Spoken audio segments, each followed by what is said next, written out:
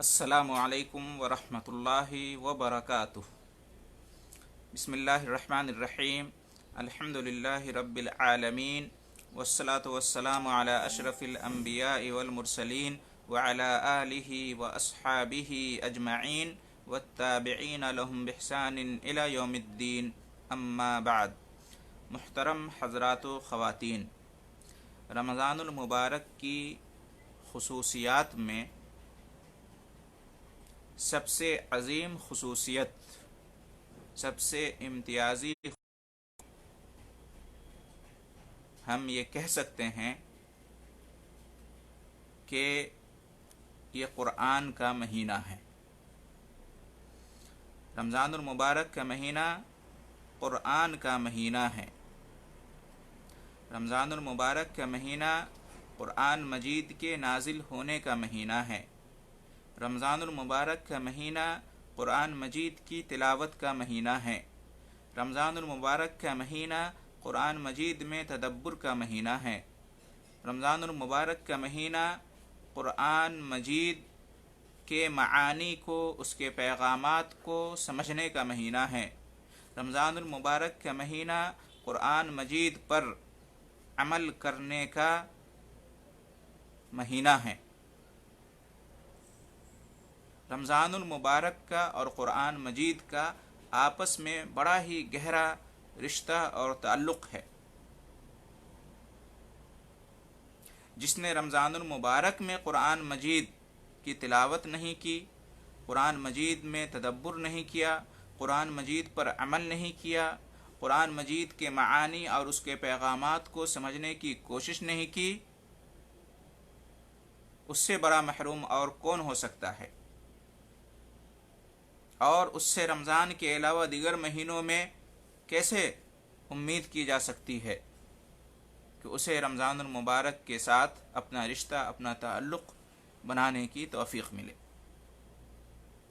تو محترم حضرات، رمضان المبارک کی جہاں بہت ساری خصوصیات اور امتیازی خوبیاں ہیں، وہیں اس کی سب سے عظیم الشان خوبی اور سب سے امتیازی خصوصیت یہ ہے کہ یہ رمضان المبارک کا مہینہ قرآن مجید کا مہینہ ہے۔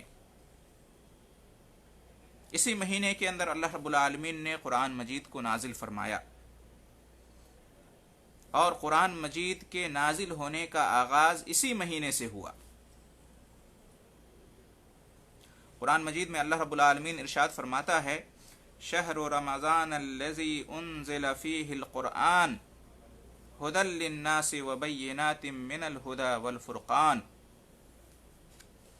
رمضان المبارک کا مہینہ وہ مہینہ ہے جس میں قرآن مجید کو نازل کیا گیا ہے، جو کہ تمام لوگوں کے لیے ہدایت نامہ ہے، جس کے اندر ہدایت کے دلائل، براہین اور ہدایت کی نشانیوں کو کھول کھول کر بیان کر دیا گیا ہے۔ اور یہ کتاب قرآن مجید حق اور باطل کے درمیان، ایمان اور کفر کے درمیان، نیک لوگوں اور بد لوگوں کے درمیان فرق کرنے والی کتاب ہے۔ تو اس آیت سے معلوم ہوا، سورہ بقرہ آیت نمبر 185 اللہ رب العالمین نے رمضان المبارک کا ذکر کیا اور رمضان المبارک اور روزے کے احکام اور مسائل بیان کرنا شروع کیا، تو وہاں اللہ رب العالمین نے قرآن مجید کا بطور خاص ذکر کیا اور کہا کہ شہر رمضان الذی انزل فیہ القرآن، رمضان وہ مہینہ ہے جس میں قرآن کو نازل کیا گیا۔ تو محترم حضرات، اس سے معلوم ہوا کہ رمضان المبارک کا مہینہ قرآن کے نازل ہونے کا مہینہ ہے۔ قرآن مجید لوح محفوظ سے آسمان دنیا پر بیت العزت، عزت والا گھر، وہاں یک بارگی نازل ہوا رمضان المبارک کی ایک رات شب قدر میں۔ پورا کا پورا قرآن مجید ایک بار میں نازل ہو گیا۔ کب؟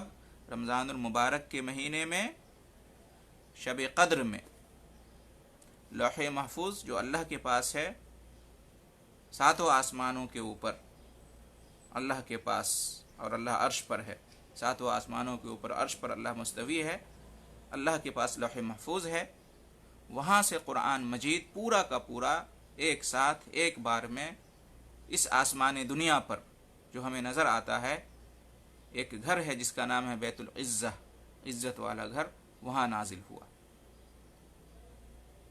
اسی کا ذکر ہے یہاں پر کہ رمضان المبارک وہ مہینہ ہے جس میں قرآن مجید کو نازل کیا گیا۔ تو رمضان کے مہینے میں شب قدر میں قرآن مجید پورا کا پورا نازل ہوا۔ اس کا مطلب یہی ہے کہ لوح محفوظ سے آسمان دنیا پر بیت العزہ میں نازل ہوا، ایک بار میں پورا کا پورا قرآن۔ جہاں تک زمین پر نازل ہونے کی بات ہے تو یہ پورے 23 سال کے عرصہ میں ہوا۔ نبی کریم صلی اللہ علیہ وسلم پر جبریل علیہ السلام کے واسطے سے قرآن مجید ایک بار میں نازل نہیں ہوا، بلکہ وقفے وقفے سے حسب ضرورت تھوڑا تھوڑا کر کے قرآن مجید نازل ہوتا رہا، اور قرآن مجید کے نازل ہونے میں پورے 23 ایئرس 23 سال کا عرصہ لگا۔ 13 سال 10 سال مدینے کی زندگی میں۔ تو بہرحال قرآن مجید رمضان المبارک میں نازل کیا گیا، اور یہ رمضان المبارک کی سب سے بڑی خصوصیت ہے۔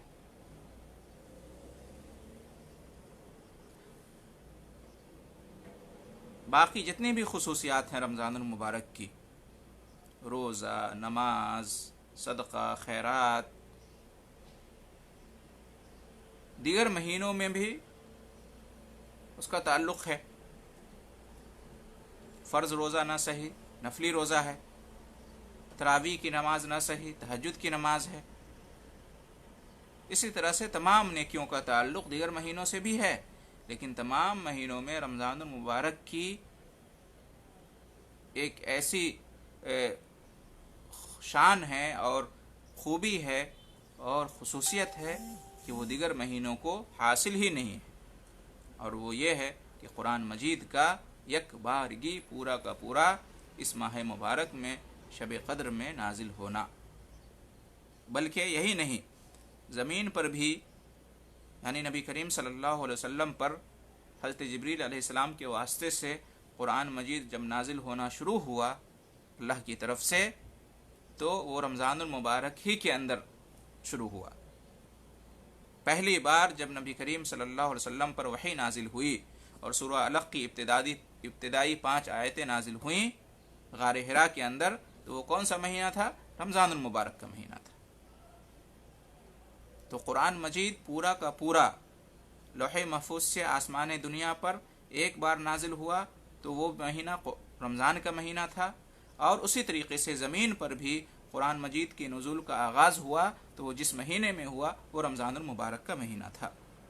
تو اس سے معلوم ہوتا ہے کہ رمضان المبارک کی یہ ایک ایسی خصوصیت ہے جو اس مہینے کو تمام مہینوں سے ممتاز کرتی ہے، اور وہ ہے قرآن مجید کا نزول۔ اور اس لیے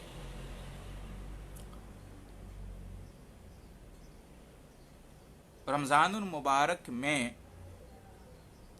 اور قرآن مجید میں دونوں کے درمیان کتنا گہرا ربط اور تعلق ہے، اس کا اندازہ آپ اس سے بھی کر سکتے ہیں کہ تمام مہینوں میں رمضان المبارک ہی وہ مہینہ ہے جس میں حضرت جبریل علیہ السلام روزانہ رات میں تشریف لاتے تھے نبی کریم صلی اللہ علیہ وسلم کے پاس، اور نبی کریم صلی اللہ علیہ وسلم حضرت جبریل علیہ السلام سنایا کرتے تھے۔ آپ صلی اللہ علیہ وسلم قرآن مجید پیش کرتے تھے، پڑھ کے سناتے تھے، گویا کہ دور ہوتا تھا، دور سناتے تھے۔ رمضان المبارک ہی کے مہینے میں اور روزانہ رات میں یہ کام ہوتا تھا، رمضان کے علاوہ کسی اور مہینے میں یہ نہیں ہوتا تھا۔ رمضان المبارک کی ہر رات میں جبریل علیہ السلام کا تشریف لانا اور آپ صلی اللہ علیہ وسلم کا قرآن ان کے اوپر عرض کرنا، پیش کرنا، یہ بھی رمضان المبارک کی ہی خصوصیت ہے۔ تو اس سے ہمیں یہ معلوم ہوا کہ ہمیں بھی چاہیے کہ سب سے زیادہ اہتمام قرآن مجید کے پڑھنے کا، قرآن مجید کی تلاوت اور اس میں تدبر کا رمضان المبارک کے اندر ہونا چاہیے۔ پورے سال بھر کریں، تمام مہینوں میں کریں، لیکن سب سے زیادہ اہتمام قرآن مجید کے ساتھ ہم مسلمانوں کا رمضان المبارک میں ہونا چاہیے، اس لیے کہ نبی کریم صلی اللہ علیہ وسلم بھی سب سے زیادہ اہتمام قرآن مجید کے ساتھ رمضان المبارک میں کیا کرتے تھے۔ رمضان، روزے اور قرآن مجید کا کتنا گہرا تعلق ہے آپس میں، آپ اس کا اندازہ اس سے بھی کر سکتے ہیں کہ نبی کریم صلی اللہ علیہ وسلم نے ایک حدیث میں روزے اور قرآن دونوں کا ذکر کرتے ہوئے کہا کہ یہ دونوں قیامت کے دن بندے کے لیے سفارش کریں گے۔ روزہ روزے دار کے لیے اور قرآن کے پڑھنے والے کے لیے قیامت کے دن سفارش کریں گے۔ ان دونوں باتوں کا بیان آپ صلی اللہ علیہ وسلم نے ایک ہی حدیث میں ذکر کیا ہے۔ تو اس سے بھی معلوم ہوتا ہے کہ روزے اور قرآن کا آپس میں بڑا گہرا ربط اور تعلق ہے۔ نبی کریم صلی اللہ علیہ وسلم نے ارشاد فرمایا کہ الصیام والقرآن یشفعان للعبد یوم القیامہ، روزہ اور قرآن یہ دونوں قیامت کے دن بندے کے لیے سفارش کریں گے۔ روزہ آئے گا اور کہے گا کہ اے میرے رب، میں نے اس بندے کو دن میں کھانے سے، پینے سے اور شہوت اور خواہش کی تکمیل کرنے سے روکے رکھا تھا۔ یہ بندہ میری وجہ سے دن میں نہ کھاتا تھا، نہ پیتا تھا، نہ اپنی شہوت پوری کرتا تھا، تو آج میں اس کے لیے سفارش کرتا ہوں، تو اسے بخش دے، اس پر رحم کر، اسے جنت میں داخل کر دے، اسے جہنم سے آزاد کر دے، اس کے درجات کو بلند کر دے، وغیرہ وغیرہ۔ دوسری طرف قرآن آئے گا قیامت کے دن اور کہے گا اے اللہ، میری وجہ سے یہ رات میں آرام نہیں کرتا تھا، سکون کی نیند نہیں سوتا تھا، آرام کو قربان کر کے میری تلاوت کیا کرتا تھا اور مجھ میں تدبر کیا کرتا تھا، مجھے وقت دیا کرتا تھا، اور یہ نہ سوتا تھا نہ آرام کرتا تھا، صرف اس لیے کہ وہ رات میں جاگ کر قرآن کی تلاوت کر سکے، قرآن میں تدبر کر سکے۔ تو اے اللہ رب العالمین، قرآن کہے گا کہ اے اللہ رب العالمین، آج میں اس کے حق میں سفارش کرتا ہوں، اسے بخش دے، اس پہ رحم فرما، اسے جہنم سے نجات دے دے، اسے جنت میں داخلہ عطا کر دے، اس کے درجات کو بلند کر دے۔ نبی کریم صلی اللہ علیہ وسلم ارشاد فرماتے ہیں فیشفعان، روزہ اور قرآن دونوں سفارش کریں گے تو اللہ رب العالمین دونوں کی سفارش کو قبول کر لے گا۔ کتنی بڑی بات ہے، کتنے کمال کی بات ہے اور کتنے شان کی بات ہے اس بندے کے لیے جو رمضان میں دن میں روزہ رکھے اور رات میں قرآن کی تلاوت کرے، قرآن میں غور و فکر کرے، قرآن مجید میں تدبر کرے اور قرآن مجید کو سمجھنے کی کوشش کرے، کہ قیامت کے دن روزہ بھی اس کے لیے سفارش کرے گا اور قرآن بھی اس کے لیے سفارش کرے گا۔ تو اس حدیث سے بھی معلوم ہوا کہ رمضان المبارک کا قرآن مجید سے، یا قرآن مجید کا رمضان المبارک سے بڑا ہی گہرا ربط اور تعلق ہے، اور ہمیں چاہیے کہ ہم اس رشتے کو مضبوط کریں، مستحکم کریں، اور رمضان المبارک میں زیادہ سے زیادہ قرآن مجید کے ساتھ ہم اپنا وقت دیں اور ہم جو ہے توجہ دیں اور اس کا اہتمام کریں۔ محترم حضرات،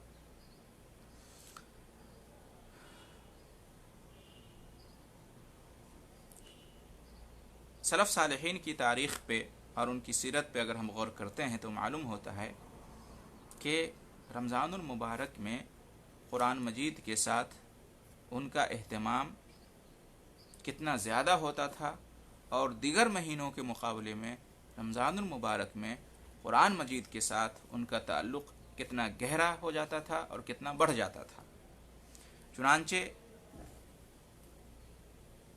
ابن رجب رحمۃ اللہ علیہ کہتے ہیں کہ کان السلف یتلون القرآن فی شہر رمضان فی الصلاۃ وغیرہا، کہ سلف صالحین رمضان المبارک میں قرآن کی تلاوت نماز میں بھی کرتے تھے اور نماز کے باہر بھی کرتے تھے. یعنی ایسا نہیں ہے کہ رمضان المبارک میں قرآن مجید کی تلاوت کرنا یا سننا صرف تراویح کی نماز میں ہے مسنون، بلکہ تراویح کی نماز کے علاوہ ہر مسلمان کو طور پر مجید کی تلاوت کرے، اس میں تدبر کرے، یا جس کو قرآن مجید کی تلاوت نہیں کرنا آتا ہے وہ قرآن مجید کی تلاوت کو سنے. صرف تراویح کی نماز میں قرآن مجید کی تلاوت کو سن لینا یہ اجر و ثواب کا کام اور نیکی کا کام تو ہے ہی، لیکن اسی پر بس نہیں کرنا چاہیے اور مومن کو اسی کو کافی نہیں سمجھنا چاہیے، بلکہ نماز کے علاوہ بھی انسان اکیلے بیٹھ کر قرآن مجید کی تلاوت کرے، اس کو سنے. سلف صالحین ایسا کرتے تھے. تراویح کی نماز میں بھی قرآن کی تلاوت ہوتی تھی اور نماز کے علاوہ بھی وہ قرآن مجید کی تلاوت کرتے تھے. آگے فرماتے ہیں کہ وَكَانَ قَتَادَةُ يَخْتِمُ الْقُرْآنَ فِي كُلِّ 7 لَيَالٍ مَرَّةٍ. قتادہ امام قتادہ بہت بڑے مفسر، بہت بڑے امام اور عالم گزرے ہیں. ان کے بارے میں کہتے ہیں کہ قتادہ رحمۃ اللہ علیہ قرآن مجید ختم کیا کرتے تھے ہر ہفتے میں ایک بار، یعنی ہر 7 دن میں ایک بار قرآن مجید ختم کر لیا کرتے تھے. ان کی زندگی کا معمول تھا، سال بھر ان کا یہ معمول تھا، ہر ہفتے میں ایک بار قرآن مجید ختم کر لیتے تھے. فَإِذَا جَاءَ رَمَضَانَ ختمہ فی کل 3 لیال مرہ. جب رمضان آتا تھا تو ختمہ یا یختمو، جب رمضان المبارک آتا تھا تو ہر 3 دن پر قرآن مجید ختم کر لیا کرتے تھے. سبحان اللہ. باقی دنوں میں 7 دن میں قرآن مجید ایک بار ختم کر لیتے تھے. رمضان المبارک کا مہینہ آتا تھا، ہر 3 دن پر ایک قرآن مجید ختم ہوتا تھا. گویا کہ پورے رمضان میں اس طرح سے 10 بار قرآن مجید ختم کر لیا کرتے تھے. یہی نہیں، آگے سنیے. فَإِذَا جَاءَ الْعَشْرُ الْأَخِيرُ ختم فی کل لیلہ مرہ. اور جب رمضان المبارک کا آخری عشرہ آتا تھا، آخری 10 دن آتے تھے، تو ہر رات میں ایک بار قرآن مجید ختم کر لیا کرتے تھے. یعنی ہر دن ایک بار قرآن مجید ختم کر لیا کرتے تھے. تو اتنا زیادہ اہتمام. ایک مثال پیش کی گئی ہے آپ کے سامنے سلف صالحین میں سے ایک شخص کی مثال کہ قرآن مجید کے ساتھ وہ تو ہمیشہ اہتمام کرتے تھے اور مسلمانوں کو ہمیشہ قرآن مجید کے ساتھ اسی طرح کا اہتمام کرنا چاہیے، لیکن رمضان المبارک میں کتنا زیادہ بڑھ جاتا تھا ان کا اہتمام قرآن مجید کے ساتھ کہ قتادہ رحمہ اللہ ہر 3 دن پر قرآن مجید رمضان میں ختم کرتے تھے، اور جب آخری عشرہ آتا تھا تو ہر دن کرتے تھے. امام شافعی رحمۃ اللہ علیہ کے بارے میں آتا ہے روزانہ ایک دن قرآن ختم کر لیا کرتے تھے. 24 گھنٹے میں امام شافعی رحمۃ اللہ علیہ قرآن مجید ختم کر لیتے تھے. اتنا زیادہ اہتمام کرتے تھے امام شافعی رحمۃ اللہ علیہ. اور یہ ممکن ہے، ایسا نہیں ہے کہ یہ ممکن نہیں ہے. کوئی کہے کہ کیسے ہو سکتا ہے ایک دن ایک رات میں پورا قرآن مجید ختم ہو جائے 24 گھنٹہ میں. ممکن ہے، ایسا ہو سکتا ہے، کوئی مشکل نہیں ہے. جو چاہے گا وہ کر لے گا، صرف اپنی ضروری چیزوں کو پوری کرے گا اور اس کے بعد قرآن مجید میں لگا رہے گا. جو ضروری چیزیں ہیں روزمرہ کی، اور نماز کے وقت میں نماز میں جائے گا، بس اس کے بعد سارا وقت اگر قرآن مجید کی تلاوت میں دے گا تو ایک دن میں ختم ہو جائے گا. میں جانتا ہوں اپنے بعض ساتھیوں میں سے جو حافظ قرآن تھے، وہ جس دن چاہ لیتے تھے کہ قرآن مجید ختم کرنا ہے تو ایک دن میں قرآن مجید ختم کر لیا کرتے تھے. یہ میرا آنکھوں دیکھا حال ہے. کبھی کبھی تو وہ مجھ کو پکڑ لیتے تھے اور مجھے بھی اپنے ساتھ میں رکھتے تھے کہ تم سنو، اور اس طرح سے سناتے سناتے پورا قرآن مجید ختم کر لیا کرتے تھے. تو یہ کوئی ایسی بات نہیں ہے کہ حیرت کی بات ہو، مشکل ہو یا ناممکن ہو جیسا کہ بعض لوگ سمجھتے ہیں. تو امام شافعی اس طرح سے رمضان المبارک میں 60 مرتبہ قرآن مجید کو ختم کرتے تھے. 60 بار روزانہ ایک بار قرآن مجید ختم کرتے تھے رمضان المبارک میں. امام مالک رحمۃ اللہ علیہ کے بارے میں آتا ہے کہ جب رمضان المبارک آتا تھا تو ہر طرح کا جو ہے نا ہر طرح کی ایکٹیویٹی سے وہ کیا ہو جاتے تھے، دستبردار ہو جاتے تھے، یہاں تک کہ حدیث کا جو درس دیا کرتے تھے اس کو بھی چھوڑ دیتے تھے، اور علم کی محفل جو سجاتے تھے اس کو بھی چھوڑ دیتے تھے، اور اپنا پورا سارا کا سارا وقت قرآن مجید کے لیے وقف کر دیتے تھے، سب کچھ چھوڑ دیتے تھے، قرآن مجید کے لیے اپنا پورا وقت دیتے تھے۔ امام سفیان ثوری کے بارے میں آتا تھا کہ دیگر عبادات کو چھوڑ دیتے تھے اور قرآن مجید کی تلاوت میں لگ جاتے تھے، یعنی دیگر جو نفلی عبادات ہیں ان سے زیادہ قرآن مجید کی تلاوت کا وہ اہتمام کرتے تھے۔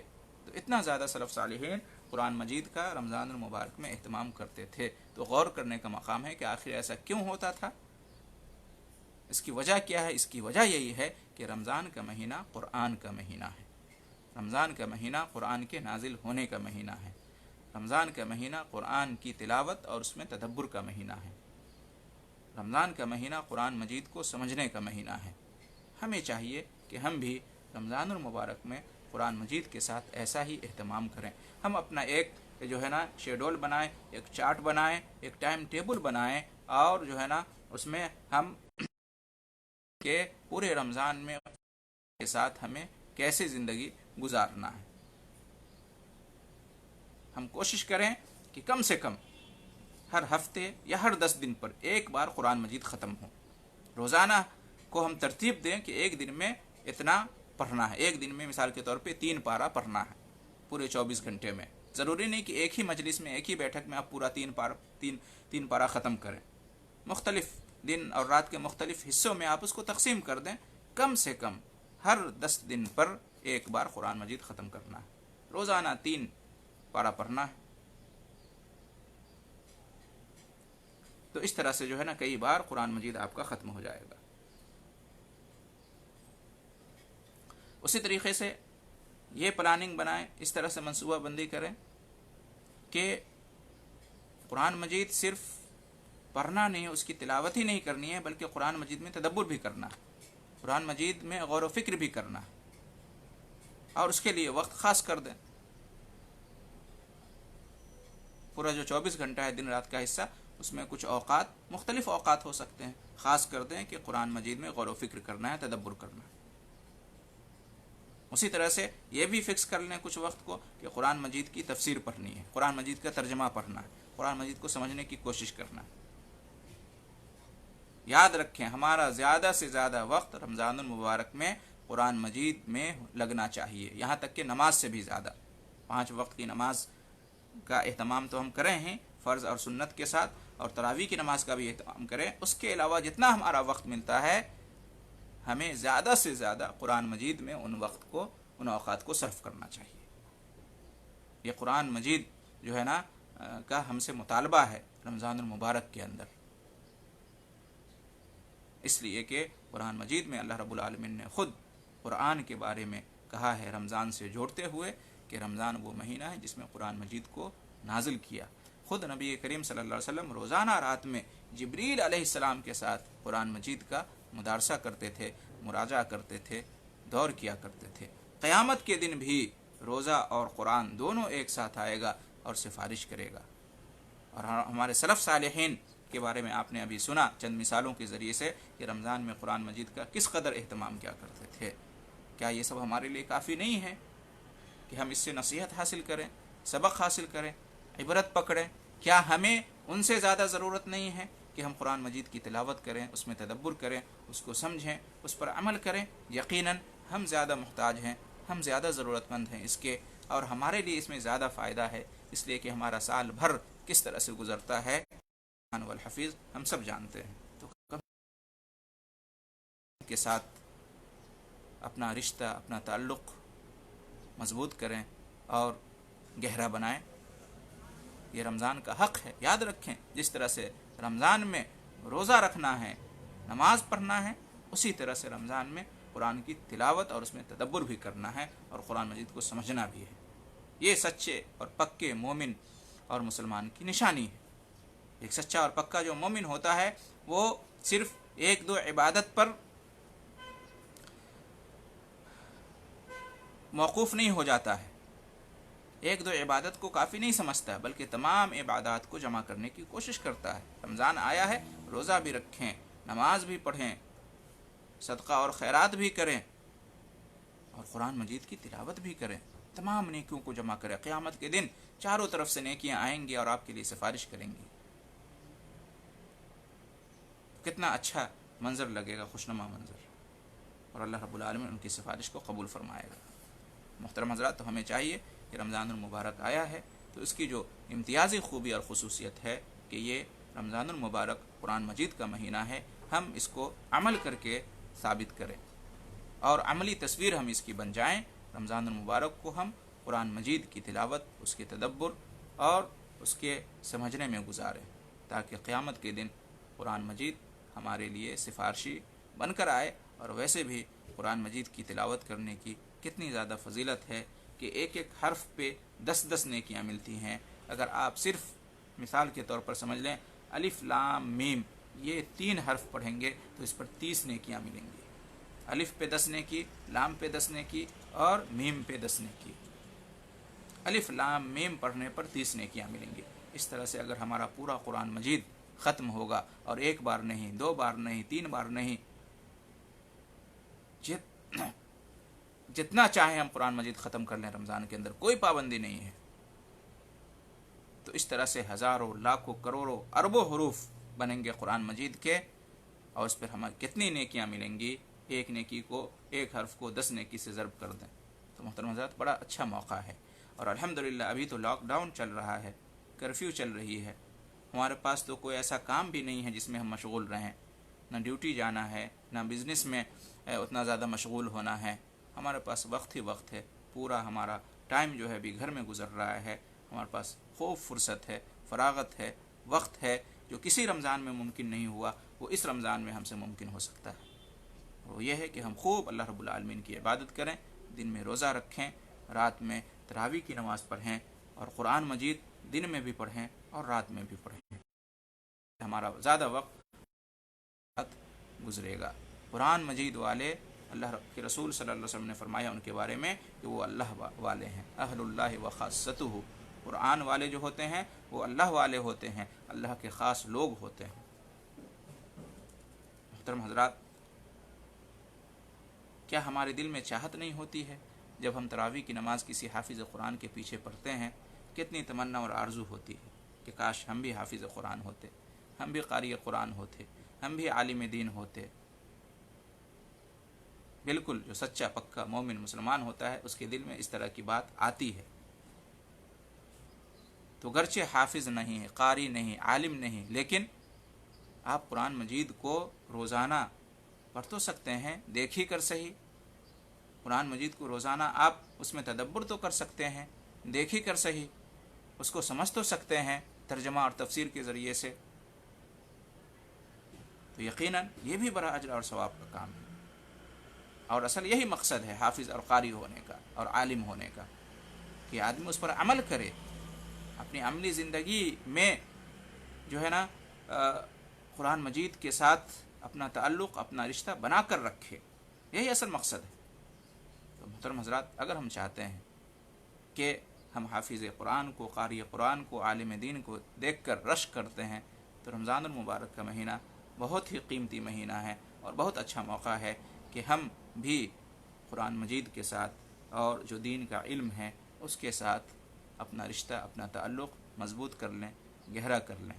انشاءاللہ بہت فائدے میں رہیں گے، زندگی میں بھی بڑا سکون، اطمینان اور قرار حاصل ہوگا، خوب مزہ آئے گا اللہ تعالیٰ کی عبادت کرنے میں، اور ایسی ایسی چیزیں آئیں گی قرآن مجید کو پڑھتے ہوئے، سمجھتے ہوئے، کہ آپ دنگ رہ جائیں گے، اور عجیب طبیعت میں جو ہے نا بالکل سکون حاصل ہوگا، اور کافی خوشی اور سعادت ملے گی۔ آپ کر کے تو دیکھیے، اور آخرت میں اس کا کیا فائدہ ملے گا اور کتنا فائدہ ملے گا اس کا تو اندازہ ہی ہم نہیں کر سکتے ہیں۔ اس لیے ضرورت ہے کہ ہم اپنی پیاس کو بجھائیں۔ جو بے چینی، بے قراری اور سکون و اطمینان کا نہ ہونا ہمیں اس زندگی میں ہر جگہ نظر آ رہا ہے، اگر ہم اس تنگ زندگی سے کشادگی اور وسعت میں آنا چاہتے ہیں، خوشی اور سعادت اور سکون و اطمینان کی زندگی میں آنا چاہتے ہیں، تو ہزار پریشانیوں کے باوجود ہم خوش رہیں گے، سکون میں رہیں گے اگر ہم اللہ کی کتاب قرآن مجید کے ساتھ اپنا رشتہ اور تعلق بڑھائیں گے اور اللہ کے دین اسلام کی تعلیمات کو سمجھیں گے اور اس پر عمل کریں گے۔ اللہ تعالی ہم سب کو اس کی توفیق بخشے۔ امید کرتے ہیں کہ ضرور